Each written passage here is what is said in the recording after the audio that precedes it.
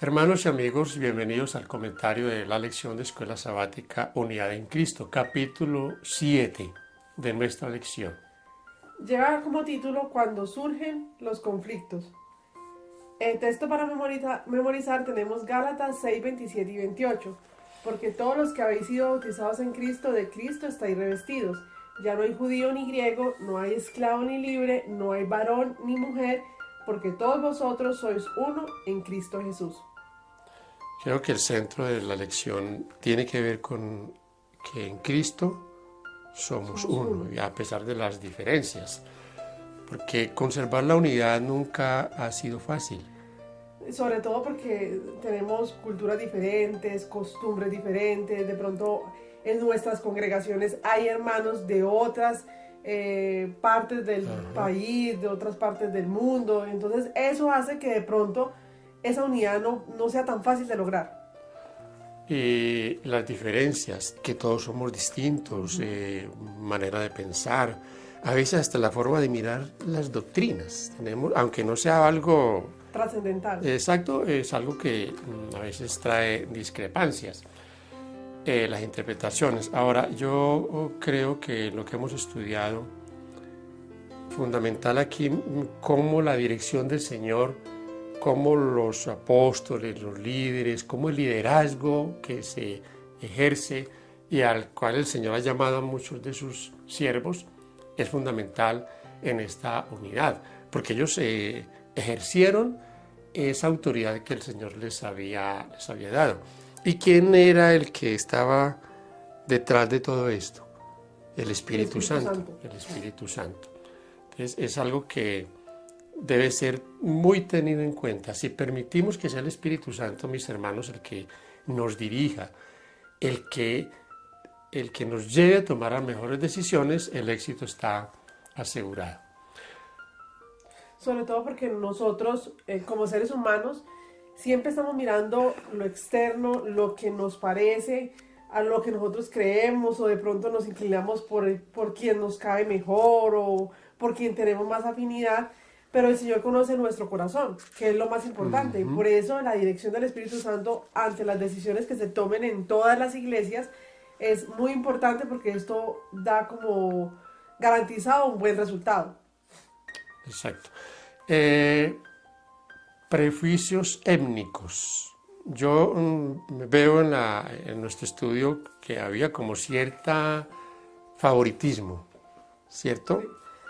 Vamos a leer Hechos 6:1 y dice: en aquellos días, como crecía el número de los discípulos, hubo murmuración de los griegos contra los hebreos, que las viudas de aquellos eran desatendidas en la distribución diaria.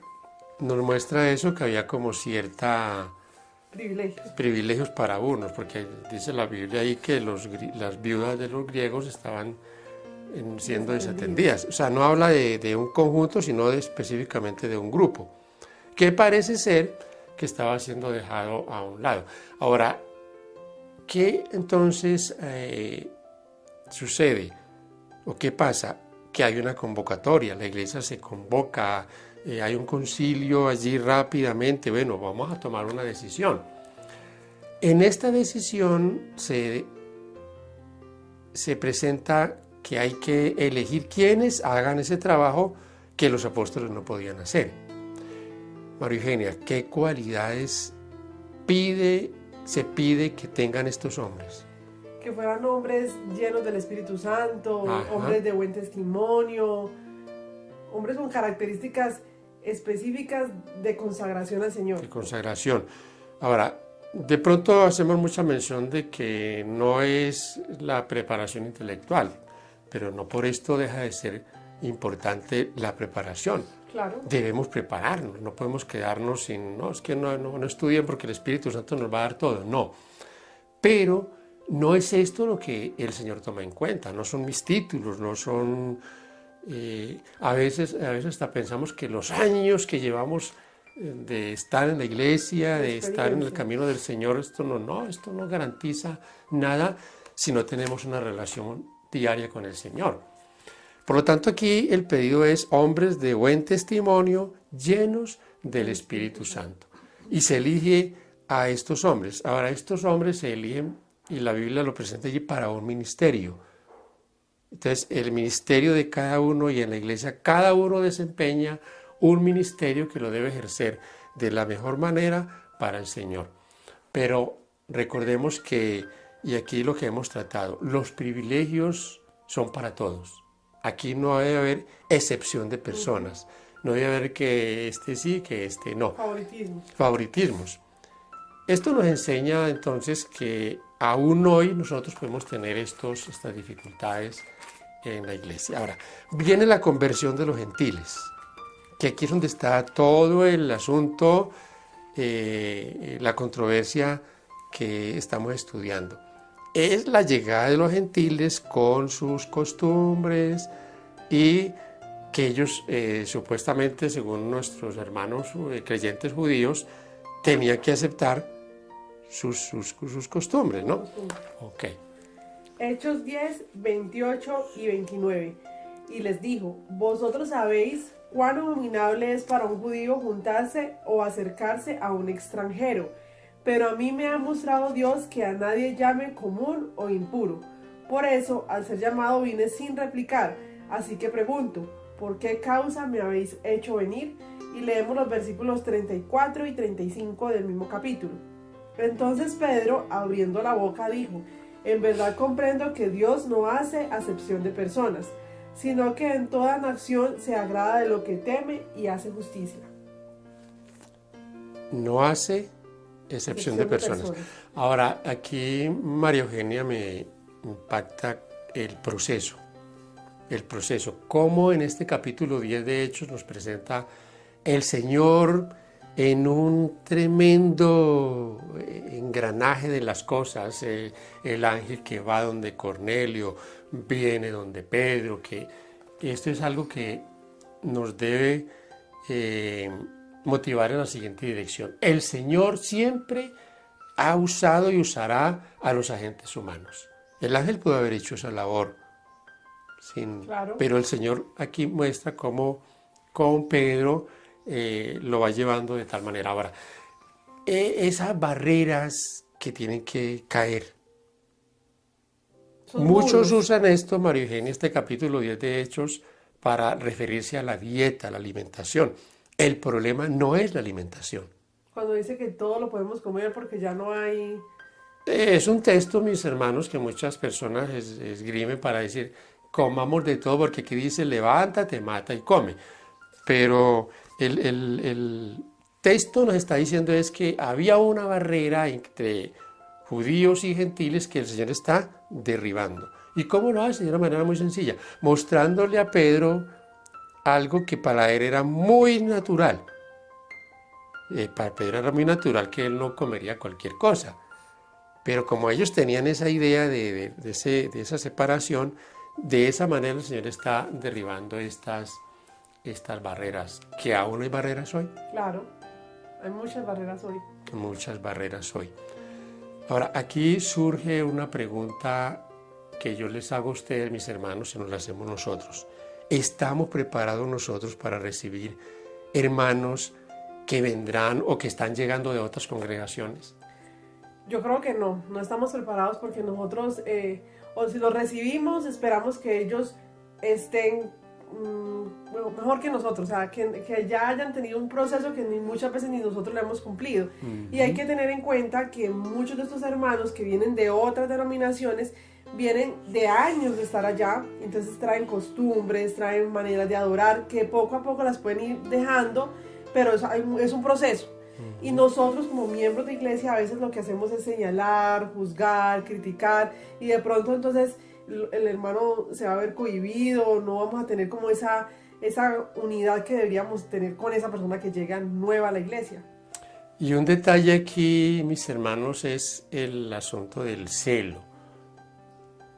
Me atrevo a decir algo y espero ser comprendido, pero en otras congregaciones hay hermanos y hermanas mucho más celosos que lo que somos nosotros, que conocemos una verdad tan plena.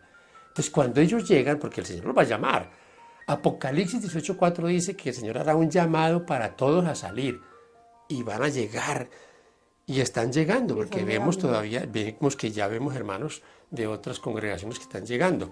Y llegan con un celo, un ímpetu, y nosotros muchas veces con nuestra frialdad, nuestra apatía, los tratamos de apagar. Cálmese, hermano, cójala suave. Hermano, es que no hay tiempo para cogerla suave. No apaguemos ese espíritu, al contrario, guiemos con oración, con un espíritu de cristiano, guiémosles. Pero ellos van a tardar, como tardaron los gentiles, en asimilar la fe cristiana y muchas cosas. Esto es algo que es para que lo tengamos muy bien, mucho en cuenta. Las diferencias que nosotros tenemos en el Espíritu Santo tienen que ser diferencias que se pueden saldar. Es correcto. Porque ¿quién es el que nos guía? El Espíritu Santo. El Espíritu Santo. Si el Espíritu Santo nos guía, entonces las cosas tienen que funcionar. Claro, si nosotros estamos dispuestos a permitir que el Espíritu Santo haga esa obra. Que haga esta obra. En esta parte de cómo el Espíritu nos guía, los hermanos estaban ofendidos. ¿Por qué estaban ofendidos? Volvemos a Hechos 10, porque Pedro había entrado a una casa y había comido con ellos, algo que era totalmente prohibido. Ahora, volviendo al capítulo 10, usted se imagina Pedro cuando recibe ese pedido de ir a ese lugar, cómo tuvo que haber sido una lucha para él muy, muy dura, y me imagino caminando a la casa de Cornelio como él pensaba, pero yo ¿para dónde voy? ¿Yo qué es lo que voy a hacer?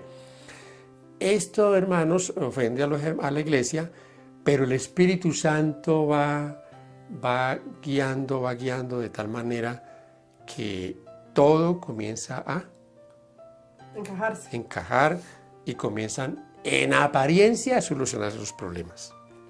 Hechos 11, 15 al 18.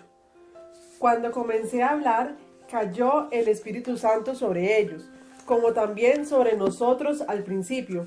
Entonces me acordé de lo dicho por el Señor cuando dijo: Juan ciertamente bautizó en agua, pero vosotros seréis bautizados con el Espíritu Santo.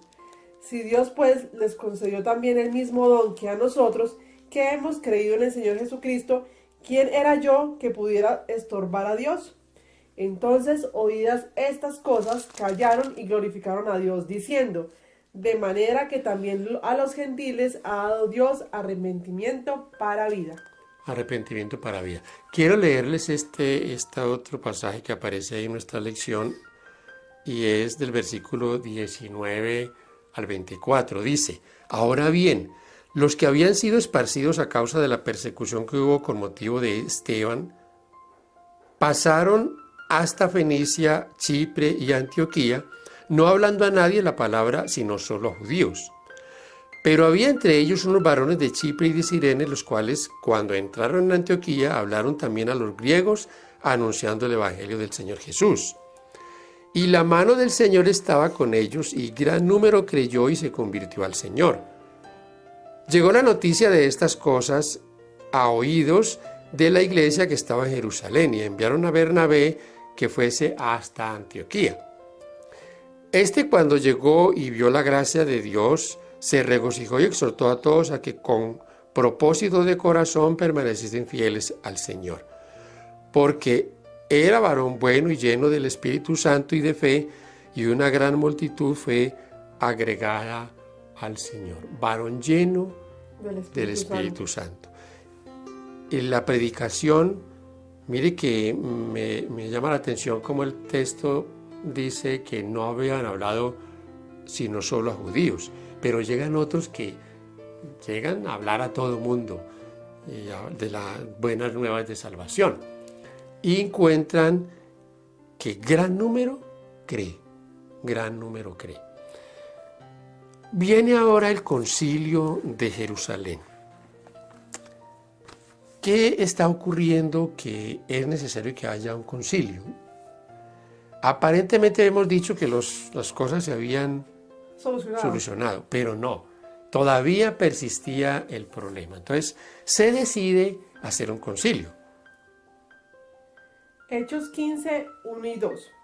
Entonces algunos que venían de Judea enseñaban a los hermanos, si no os circuncidáis conforme al rito de Moisés, no podéis ser salvos. Pablo y Bernabé tuvieron una discusión y contienda no pequeña con ellos. Por eso se dispuso que Pablo y Bernabé y algunos otros de ellos subieran a Jerusalén a los apóstoles y a los ancianos para tratar esta cuestión. Estos dos puntos finales de nuestra lección nos muestran algo bien interesante. El concilio de Jerusalén y la solución difícil que había que tomar nos presenta que todo el problema era la circuncisión. Y hoy, lamentablemente, hija, este asunto registrado aquí en Hechos 10 en adelante, el concilio en el capítulo 15, es algo que hoy todavía ha traído confusión a muchos. ¿Por qué? Porque muchos aseguran de que la ley de Dios, por ejemplo, en cuanto al sábado, muchos dicen, bueno, ¿y por qué no dijeron en el concilio que había que guardar el sábado? Es que, mis amados, el asunto no era la ley de Dios. Era la circuncisión. Era la circuncisión, porque nos presentan ahí que ellos van y lo que ellos están pensando es, bueno, ellos, los judíos, los hermanos, dicen que los gentiles deben circuncidarse. Y toman una decisión. Miren que la decisión que toman ellos, la decisión que ellos toman, a abstenerse de los sacrificados a los ídolos. Ese era un punto. De sangre. Fornicación. Había, ustedes saben que ellos eran muy dados a la idolatría, parecía que comían la sangre, recogían la sangre y la comían, era como un alimento. También les dicen lo ahogado, absténganse de eso, y también de la fornicación. De la fornicación. ¿Cuál era el asunto? El asunto eran unos puntos que, si bien algunos de ellos son asuntos de salud, la fornicación es un asunto de la ley de Dios, pero es que, repito nuevamente, el problema no era la ley de Dios. El problema es la circuncisión. Y lamentablemente hoy se ha tomado esto para asegurar que la ley de Dios ya no tenemos que guardarla, porque en el concilio de Jerusalén no se dijo que había que guardar el sábado. Hermanos queridos, esta es una solución muy fácil, pero no es la solución real. Muy conveniente. Muy conveniente a mi manera de ver las cosas, pero no lo que la Biblia dice. Ahora, hay un detalle aquí, María Eugenia. A veces nosotros nos cuesta mucho entender, porque queremos es escuchar lo que queremos. Y eso pasa con muchas personas. Están predispuestas a escuchar solo lo que ellos quieren. Como cuando quieren pedir un consejo y solamente, o sea, lo piden, pero quieren tener ya como esa respuesta a lo que Pero la respuesta que esperan ellos. Exacto. ¿Cierto? Y eso pasa en muchos ámbitos de la vida diaria. Una pareja que se va a casar y es incompatible, pero están decididos a casarse, piden consejo muchas veces, pero ellos quieren oír es que sí. Y ya se les dicen que no, pero para ellos es un sí. A veces, hermanos queridos, y lo estudiamos en nuestra lección, nos cuesta porque solo queremos escuchar lo que queremos escuchar. Así que podemos estar hablando para un amado amigo, hermano que va a otra congregación no adventista. Hermano querido, hay que abrir el corazón para que esas verdades que el Señor está revelando, que el Espíritu Santo está revelando en su palabra y que nos revela, nosotros las asimilemos.